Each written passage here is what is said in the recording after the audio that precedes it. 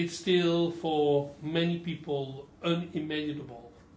But imagine for a moment that Donald Trump will become president of the United States of America. Would that be, quote unquote, the end of American democracy or the beginning of a refreshment of American democracy? One never knows, but I don't think it will be the end. I mean, I think it somewhat depends on how Donald Trump governs. I mean, one thing I can say is that I don't think we know very much about Donald Trump, which is one of the things that's scary about him, but also one of the things that's exciting about him. You know, I think one of the mistakes people make is that if they want to understand Hitler, they don't read Hitler. You should read Mein Kampf. A lot of it was in there. So go and read The Art of the Deal, which is the book Donald Trump wrote. It's not Mein Kampf. It's not great literature.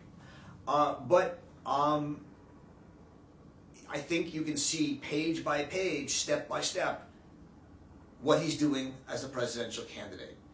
It's a book about a businessman who has a chip on his shoulder, who wants to make deals because he thinks it's fun. He actually has fun making deals. And he takes very seriously the fun about bringing people together and saying, you're going to sell this guy that, he's going to sell you this, and you're going to sell me this. And they say no, and he makes it happen, right? Is he a brilliant businessman? I don't know. He's lost a lot of money. He's made a lot of money. He inherited some money. I'm not involved in that. I don't care. But I don't think Donald Trump's an ideologue. I don't think he's a racist.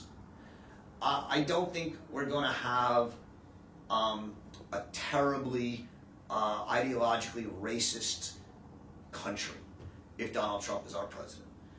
I do think Donald Trump is impulsive, narcissistic, boorish in the sense of being mean and not very high class. But we've had presidents like that before, and we've survived.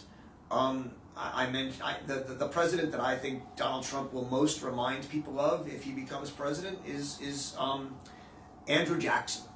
Andrew Jackson was a general, low class, swore, cursed, didn't dress well, really not what we think of as a gentleman.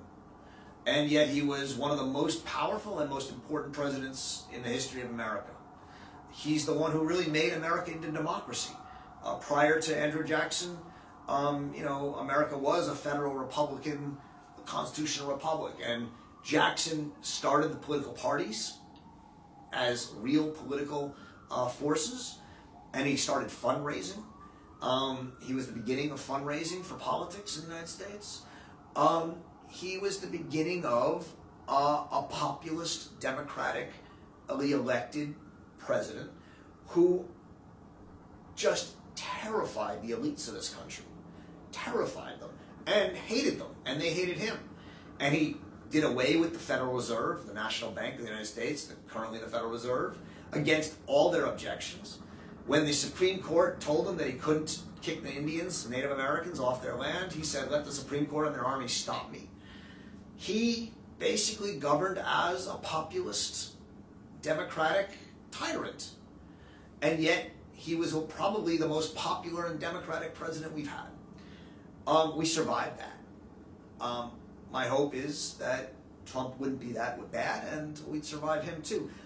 We may actually get some good things from Donald Trump, just like there's a lot of good things that came out of Andrew Jackson's presidency. He's considered one of the most important presidents in the country. He's on the $20 bill.